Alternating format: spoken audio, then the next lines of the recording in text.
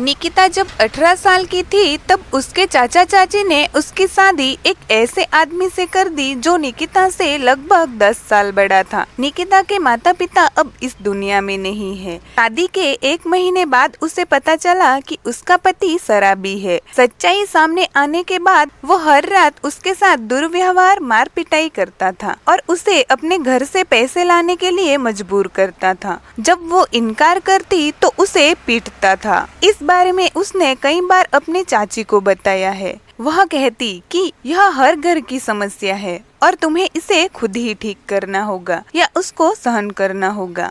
और निकिता की सास तो बहुत बुरी थी। वो उसे सिर्फ एक समय का खाना देती और घर के सब काम निकिता से ही करवाती। निकिता के ससुराल में कोई भी उसकी सास की बात नहीं टाल सकता था। पूरे घर में सिर्फ उनकी ही चलती थी। वो अपने बेटे से बहुत प्यार करती थी, जिस वजह से उसे कुछ नहीं कहती थी। उसे किसी बात की रोक टोक नहीं थी।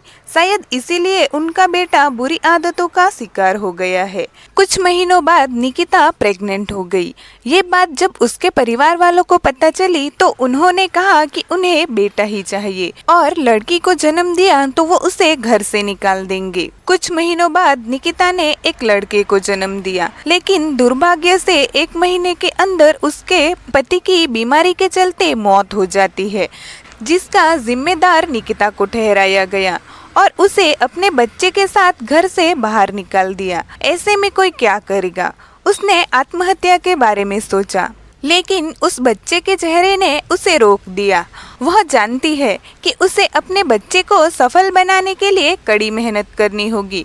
उसने अपनी सोने की बालियां बेच दी और वो एक ढाबे में टेबल और बर्तन साफ करने का काम करने लगी। वो ढाबे के नजदीक ही रहती है, एक किराए के रूम में, जो ढाबे के मालिक ने ही उसे दिया है। वह प्रतिदिन 250 से 300 रुपए की कमाई करती थी, जो उसके बच्चे को पालने के लिए पर्याप्त थी। लेकिन कुछ महीनों बाद उसे चमड़ी की समस्याओं का सामना करना पड़ा और इससे वह निराश हो गई। इस समस्या के बाद उसे सफाई की नौकरी छोड़नी पड़ी और वो नई नौकरी की खोज करने लगी।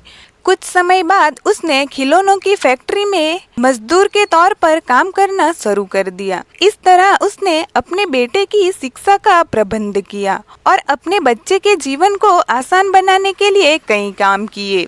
वह जानती है कि भगवान केवल उनकी मदद करते हैं जो कड़ी मेहनत करते हैं। निकिता ने अपने बेटे को पढ़ा लिखा कर एक पुलिस अफसर बनाया है। उसके 12वीं क्लास में 90% अंक हासिल किए थे और अपनी कॉलेज की पढ़ाई के साथ ही उसने पुलिस की नौकरी की तैयारी शुरू कर दी थी। वह अब अपनी माँ के साथ एक अच्छा जीवन बिता रहा है। इस कहानी से हमें यह सीखने को मिलता है, जीवन में कितनी भी कठिनाइयाँ आ जाए, हमें परिस्थितियों का सामना करना चाहिए और मेहनत करनी चाहिए। निकिता ने अपने जीवन की हर चुनौती का स्वीकार किया, संघर्ष किया और अपने बच्चे के लिए एक बेहतर भविष्य की दिशा में काम किया। उनकी यह प्रेरणादायक कहानी हमें यह बताती है कि सच्ची मेहनत और साहस से हर मुश्किल को पार किया जा सकता है।